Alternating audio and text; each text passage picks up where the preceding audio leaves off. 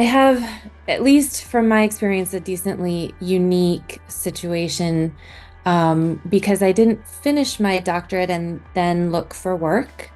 I actually, partway through my doctorate, so timeline wise, I started at UT in the doctoral program in radio, TV, film in 2002 and had a decently typical first few years of taking courses and preparing for exams. Though at the same time, I was new to Austin and wanted to get involved. And so I started volunteering at film festivals. And then I ended up actually doing some of my coursework in Mexico and getting acquainted with a film festival in Guanajuato, where I then returned summer after summer to volunteer and eventually work there in the summers. And at the same time, I finished my comprehensive exams and was trying to figure out, like a few years into working in Mexico in the summertime, and reading scripts here for Austin Film Festival and volunteering for South by Southwest, right? Like kind of the typical festival things you start with. Um, I was trying to figure out what I wanted to write for my dissertation and was really starting to think differently about my work and my studies and kind of who I wanted to be. I joke that like who I wanted to be when I grow up, like I hit that in my 30s. Um, and I really hit a stall with respect to my degree plan, um, where I was working on a project that was very intellectually motivated, but not really from my heart for my dissertation. And I stayed there for a few years, really, just trying to figure it out. And at the same time, becoming more involved with actually working for film festivals, including a festival in Austin called Cine Las Americas International Film Festival.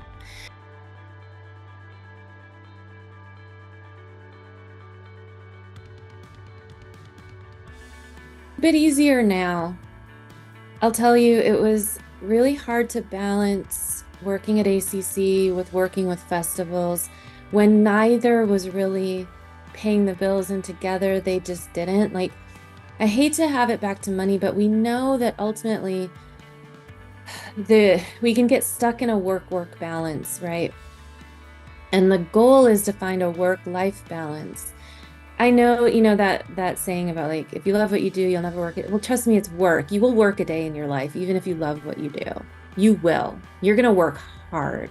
It will be a little bit easier if you also love it, even the hard days, right?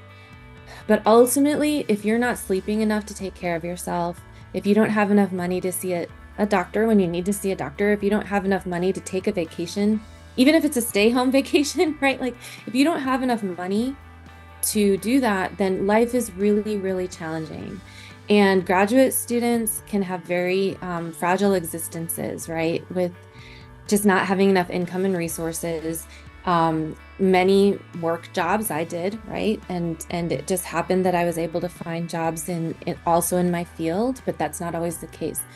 So how do I balance it now? Well, now, thankfully, I am in a situation where I have healthcare and benefits covered. I'm no longer paying for those by myself, right? And that makes it easier for me to say, okay, these are the things that I can do with my time. I know that, for this foreseeable future, I'm okay. So what is it that I'm really committed to so that I can get a work-life balance back? And that's why my only um, festival gig right now is Fantastic Fest. And it's because that is an amount of time that I know what it is. I know the responsibilities of the job. I can do the job and I'm compensated as a contract worker. Um, and I have my full-time job at ACC, which is a lot. Being a full-time professor is a lot. And so I have to be careful still about not saying yes to too many things that I want to say yes to. But yeah, I think it's really important to determine what's important to you and see, what you can commit to that will help you both be happy and also be sure that you are able to take care of what you need to take care of as a person. That includes exercise, sleep, food, friends, work, you know.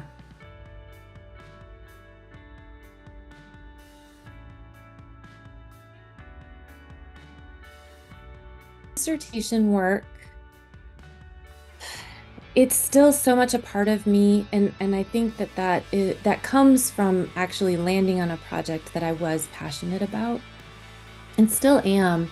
I don't do as much of that work right now, the kind of market pre-production work. I'm not traveling as much or going to the festivals as much just because I'm now a full-time professor. But I do hope to pick that project up. I'd love to publish it. I think it's important work from a period of time in Mexican film history, in particular, that more people should know about. And I'm one of the people, there are a few others like me, but often people finish their dissertation and are like, I'm so glad that's done. And I am not only like, I was happy to have it done because of the doctorate, but I don't want it to be done. Like, I really want to return to that research and look at what's been happening. And the reason I say that is because I work with, even at ACC, I work with young filmmakers who aspire to be filmmakers, right? And then I program shorts. So I'm often working with filmmakers who are, they've just finished like their calling card film, or they're working on, right, their short film that's going to do the festivals finally, and they're going to get noticed and they're going to get funding for their film. And I'm really passionate about helping at that stage. And to bring it back to my dissertation, the thing that was really illuminating for me doing that research was just really looking at when a film is at the idea stage, right? It might have a treatment, it might have a script, it might actually have some pre-production or financing or development happening, but it's not yet a film, right? The thing that was really important for me to, it's not like a quantitative study, but it does have some quantitative elements, right? Like, we know it's hard to get a feature film made. We know this, right? But what does that really look like behind the scenes? And so I was able to look at, okay, these films participated in this pitching market this year. This many of them by 10 years out or 15 years out were actually films, right? Had actually gone on the festival circuit, or had actually had a box office distribution, or had something happen, right?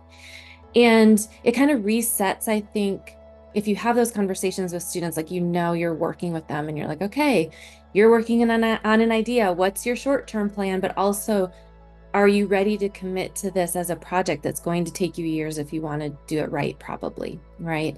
How do you do the networking that you need to do? The number one thing I learned also, like, really from both working in film festivals myself and watching colleagues navigate it, is that you have to build your networks, and you have to be careful about building your networks for two reasons. One, you don't want to work with the not so nice people in the industry. You want to build a community around you that is a trustworthy, creative, supportive community. You want to be a part of that yourself, right? So that's the first reason you want to build networks, is you need a community around you. You can't do this alone. And the other reason you want to build networks is because it's how you are going to not just get this project made, which can't just be about you, has to be about a team. It's how you're going to have a career. If what you want is a career, right? You have to think about it, and you have to think about what it takes today to lay that foundation for not just making this film, but making every film that's going to be a part of your career. And who can you call on, and who are the people in your corner, right? And who can you be supportive of, right? Because that will come back around you as well. So just kind of learning from being behind the scenes, I've dabbled in like helping with some productions. I've been a PA on some sets, and but that hasn't really been what I've been passionate about to date. Of course, there's projects I'd love to see made, and it would be fun to be a part of them. But What I really learned by interviewing filmmakers and then just working at the market and attending the markets is this is a long-term business that many people start and less people are there 5 years, 7 years, 10 years, 15 years. Um, and so being dedicated, aware, a good team player, finding your team, like those are super, super key. And it's how I got my dissertation done. Once I knew what I wanted to do, I had all those contacts. I had them all. I could make the connections. If I didn't have the connection, I was one or two steps away from talking to that filmmaker or that producer, right? Because I had built that time, I had built that trust. People knew me. They wanted to be a part of my dissertation, what I was working on, and that was really valuable. So that's a lot of what I take with it. I love my project. I hope to continue to work on it, but even if I don't, it's so much a part of me, like the work that I've done and that is represented by that ultimate, right, graduate thesis.